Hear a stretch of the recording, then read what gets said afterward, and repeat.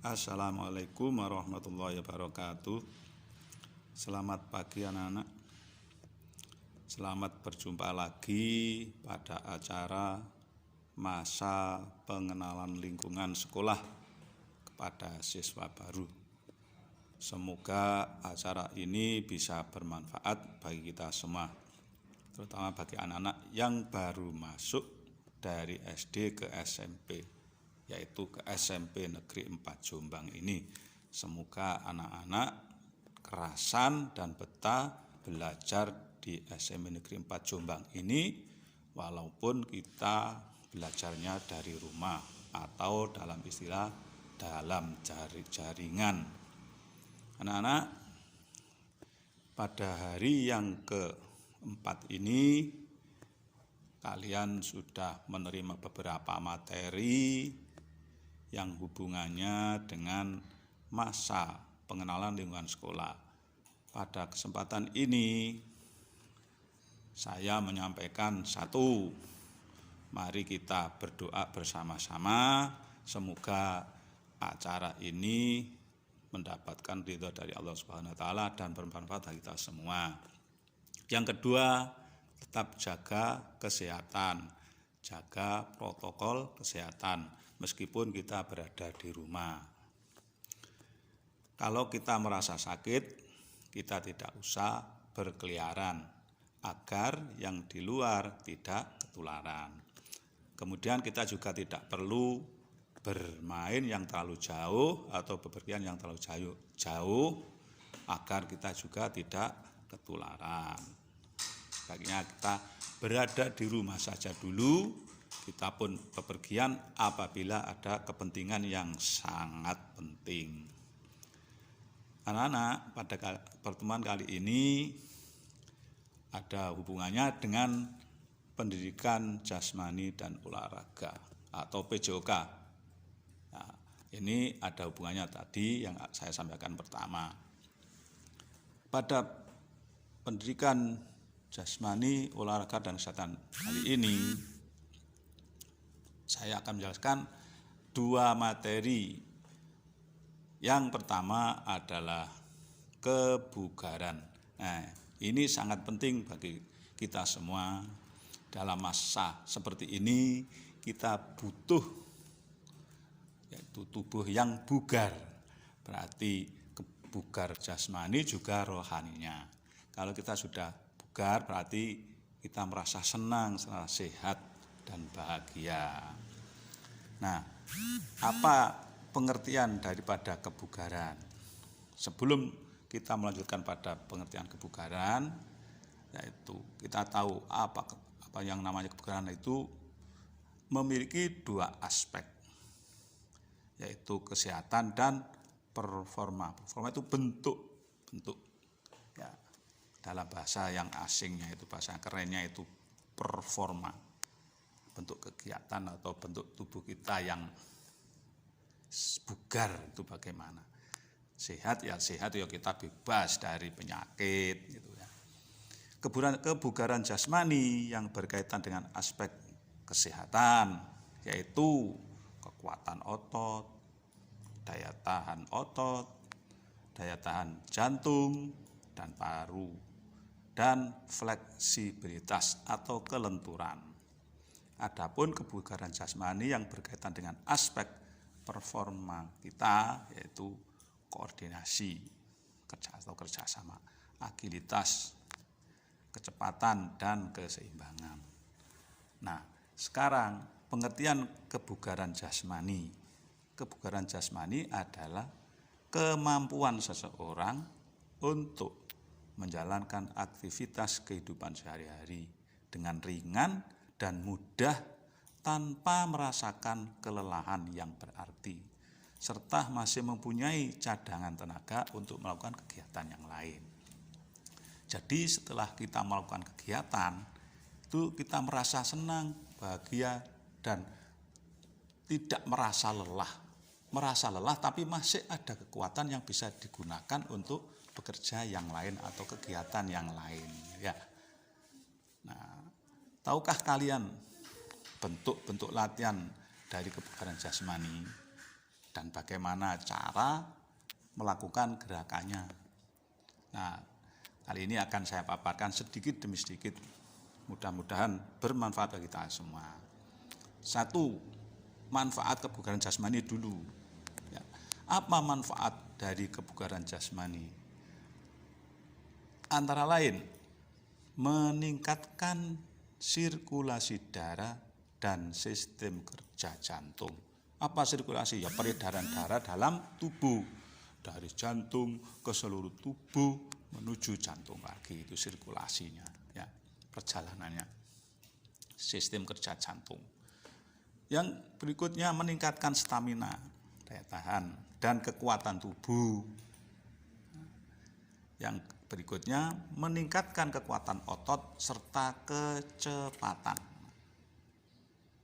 Berikutnya, memiliki respon tubuh yang cepat dan tepat. Yang berikutnya, meningkatkan daya tahan tubuh. Selanjutnya, meningkatkan kelenturan persendian. Manfaat yang terakhir, mempertahankan dan menyelaraskan kondisi tubuh. Itu manfaatnya kebugaran jasmani.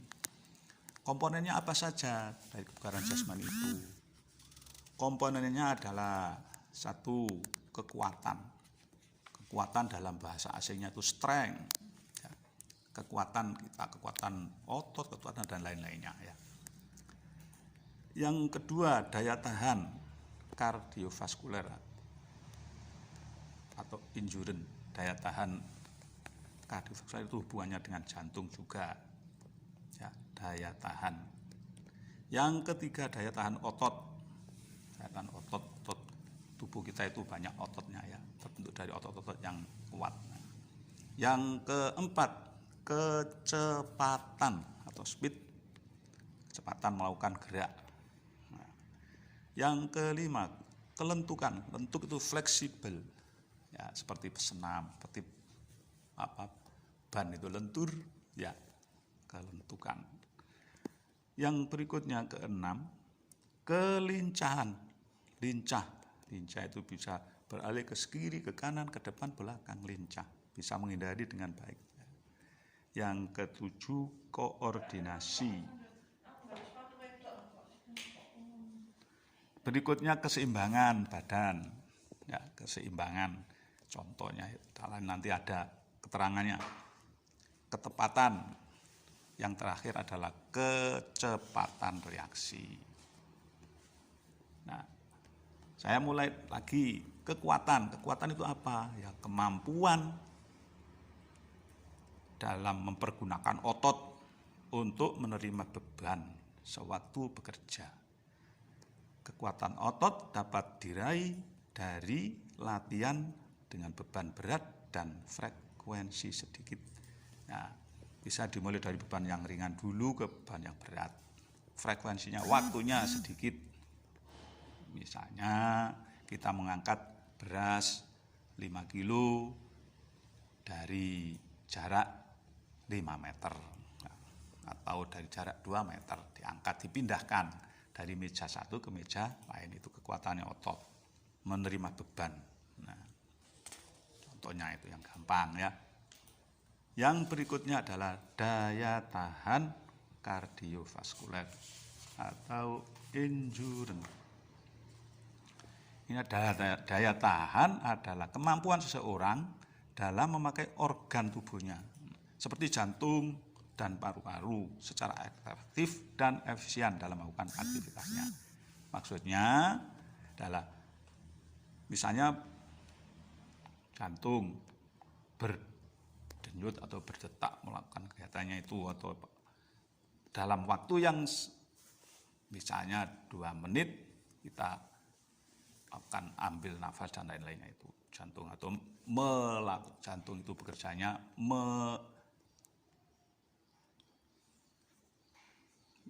mengalirkan darah dari jantung ke seluruh tubuh kembali lagi ke jantung. Daya tahannya bagaimana? Yang berikutnya, kecepatan atau speed merupakan kemampuan seseorang dalam melakukan gerakan kesinambungan dalam waktu yang sesingkat-singkatnya. Dari melakukan kegiatan itu dari satu tempat ke tempat yang lain bersambung. Misalnya lari membentuk segi 4 atau bolak-balik ya, dari ke timur ke barat atau ke depan mundur, nah, depan mundur, maju mundur gitu. Kecepatannya bagaimana dalam waktu yang singkat-singkatnya. Misalnya lari 4 meter selama 4 kali maju mundur, waktunya berapa itu kecepatannya. Yang berikutnya adalah kelentukan, fleksibel, lentur, badannya lentuk ya. Daya tahan lentur melihat pada efektivitas tubuh manusia dalam menyelesaikan diri dengan gerakan atau aktivitas yang mengandalkan kelenturan tubuh. Kelentur bisa kita itu seperti sholat bisa ruku, nah, termasuk lentur, bisa mencium lutut, itu lentur. Nah, kemudian kita menengok ke kiri dengan lentur, nah, seperti otot leher. Nah, lentur. Yang berikutnya adalah kelincahan.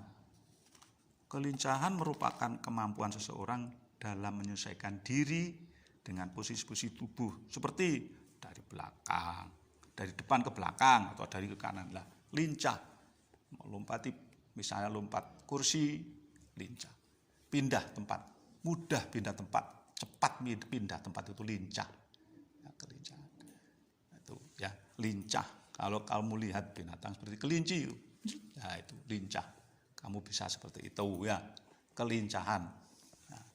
Atau kalau kembali lagi ke waktu kita sekolah di PAUD atau TK atau RA, itu diajak melompat ke kiri, melompat kanan dengan lincah. Ada yang lambat, ada yang cepat. Yang berikutnya adalah koordinasi. Merupakan kemampuan seseorang dalam menyatukan gerakan tubuh berbeda ke dalam satu gerakan yang efektif. Menyatukan gerakan tubuh berbeda ke dalam satu gerakan yang efektif. Nah, gerakannya yang berbeda-beda tapi efektif, gerakannya yang efektif.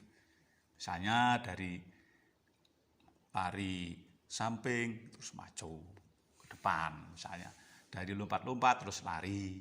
Itu gerakan tubuh yang berbeda-beda.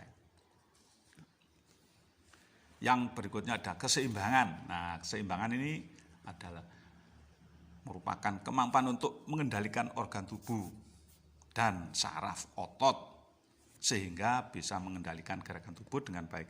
Ya, jadi kalian bisa mengendalikan tubuh kalian. Contohnya kalian jinjit dengan 2 kaki. Nah, itu tidak ditahan dengan supaya tidak goyang. Nah, jinjit 2 kaki. Atau kamu berdiri 1 kaki. Itu termasuk latihan keseimbangan. Nah, ada lagi yaitu kalau kamu berdiri seperti dengan tangan ke tembok, itu juga bisa, kaki ke atas. Nah, keseimbangan, latihan keseimbangan itu namanya. Yang sering itu dengan 1 kaki, itu yang latihan keseimbangan. Atau dengan jinjit, itu yang sering dilakukan. Kalau dengan tangan itu agak berat, agak susah, dan agak sulit. Ya. Nah, itu biasanya yang sering dilakukan adalah pesenam-pesenam. Ya. Pesenam-pesenam terutama menggunakan alat-alat tertentu untuk seimbang. Nah, mengendalikan organ dan saraf otot. Ketepatan. Ketepatan adalah kemampuan dalam mengendalikan gerakan sesuai dengan sasaran tepat. Mengendalikan ketepatan dalam melakukan dan dalam mengendalikan gerakan. Nah, ketepatan ya kita melempar bola itu tepat pada sasaran. Nah, kemudian macam-macam latihan kekuatan dan daya tahan. Macam-macamnya antara lain latihan kekuatan dan daya tahan otot kaki. Daya tahan otot kaki misalnya berdiri satu kaki yang hubungannya dengan keseimbangan otot kaki. Yang kedua, misalnya dari posisi berdiri dua kaki kita jongkok, kemudian berdiri lagi, itu daya tahan otot kaki. Yang kedua, latihan kekuatan dan daya tahan otot lengan. Contoh, kamu tidur telungkup, kemudian kedua tangan mengangkat badan. Seperti apa? Kamu push up. Tuh, contohnya latihan kekuatan otot tangan. Yang kedua bisa kamu misalnya kalau mengangkat tubuh dengan biasanya menggantungkan tangan, mengangkat tangan berpegangan di pintu, biasanya itu yang kadang-kadang anak-anak itu. Ya, tapi jangan dilakukan, itu berbahaya. Yang gampang adalah kamu tidur telungkup, kemudian kedua tangan mengangkat tubuh seperti push up itu. Otot bahu, daya tahan otot bahu itu misalnya adalah mengangkat benda. Otot bahu dari berat benda, misalnya mengangkat tolak peluru dari bawah, dari tanah atau dari lantai diangkat, terus dia tangannya diluruskan ke atas. Itu otot bahu. Otot dada. Otot dada itu bisa latihannya dengan tidur telungkup, kemudian tangan di belakang leher, ngangkat dadanya atau kepalanya. Latihan otot perut. Nah, otot perut bisa latihan dengan tidur. Tidur yang tenada itu. Kemudian kedua kaki lurus diangkat. Itu latihan otot perut. Yang berikutnya latihan otot kekuatan otot pinggang. Latihan kekuatan daya tahan otot pinggang. Itu jenis-jenis latihan. Itu bisa dipraktekkan di rumah, di halaman rumah dengan tidak terlalu lama, mungkin 5 kali atau 6 kali. Yang berikutnya yaitu latihan kelentukan dan keseimbangan. Latihan kelentukan dan keseimbangan ini bisa menggunakan tangan. Latihan kelentukan merenggutkan tangan. Ya, seimbang dan lembut, misalnya tangan ditarik lurus ke atas. Latihan kelentukan sendi pergelangan tangan, diputar-putar, termasuk lentuk, ya, sendi tangan diputar. Otot leher, nah kamu leher kepalanya kamu putar-putar, itu termasuk lentuk itu. Kalau leher tidak bisa diputar, ya berarti ada gejala tidak baik. Otot pinggang, kelentukan otot pinggang, misalnya kamu membungkuk, kamu ke kiri, ke kanan, atau diputar badannya, itu termasuk kelentukan. Latihan peregangan itu ditarik, ya, tangan tarik lurus ke depan, kedua tangan ditarik lurus ke atas, ya, bisa peregangan. Nah, contoh latihan keseimbangan sekarang, tadi sudah berdiri satu kaki dengan jinjit, duduk mengangkat kedua kaki, kamu berjalan di di jembatan yang kecil itu ya. Kalau bahasa Jawanya tuh ngewot gitu ya. Atau kalau kamu melihat sirkus, nah ada sepeda yang dinaiki melalui tampar tali itu ya, itu latihan keseimbangan. Latihan kecepatan, lincah dan kelincahan. Misalnya lari 10 meter, kemudian kembali lagi, itu lincah dan cepat. Lari berulang kali, misalnya 5 kali dengan jarak 10 meter.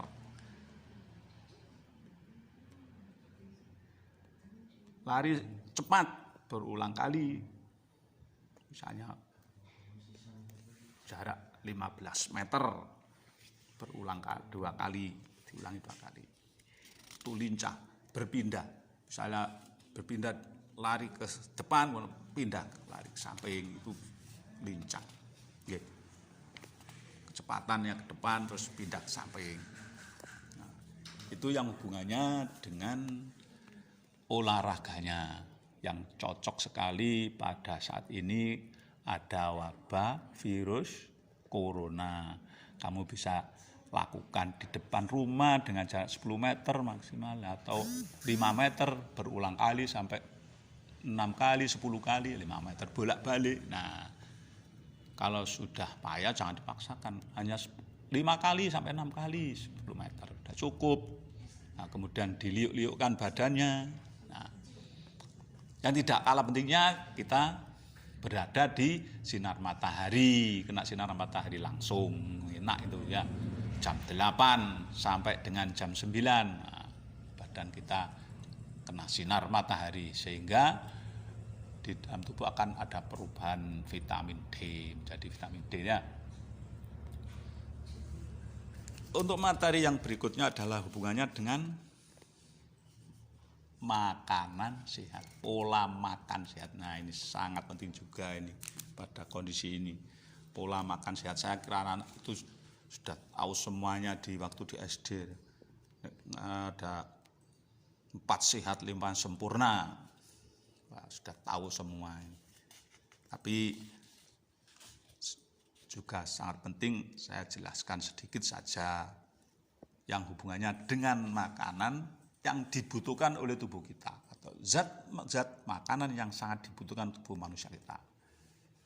1 karbohidrat, ya, 2 protein, 3 lemak, 4 mineral, 5 vitamin. Dari 5 itulah yang dibutuhkan oleh tubuh kita. Nah, karbohidrat itu apa? Karbohidrat itu merupakan sumber tenaga dan pertumbuhan. Nah, kalau kita tidak kekurangan karbohidrat, maka tenaga kita juga kurang. Pertumbuhannya juga terganggu. Nah, itu karbohidrat. Ya, makanan yang mengandung karbohidrat yang bisa digunakan untuk sumber tenaga dan pertumbuhan. Apa saja makanan yang termasuk mengandung karbohidrat? Yaitu makanan pokok kita sehari-hari, yaitu nasi yang asalnya dari beras itu. Pada umumnya nasi, ya. Jagung, nah, khas daerah Madura, sagu daerah Madura, ketela pohong, ya, ketela pohong itu termasuk bisa memproduksi sumber tenaga. Yang kedua protein. Protein merupakan zat yang dibutuhkan tubuh untuk pertumbuhan dan mengganti sel-sel yang rusak. Ini tubuh banyak selnya sehingga diganti oleh protein. Protein banyak terdapat dalam atau ada dalam protein hewan dan tumbuh-tumbuhan. Ini protein hewan misalnya ada dari ikan lele, ikan mujair, terus ikan bandeng, itu ada protein dari hewan. Nah, bisa juga dari telur. Nah, telur asalnya dari hewan. Nah, ya. Kalau daging juga ada. Kemudian ada protein dari tumbuh-tumbuhan, misalnya dari kacang. Protein itu kacang panjang, kacang asin, ya, itu bisa mengandung protein. Sangat dibutuhkan oleh tubuh.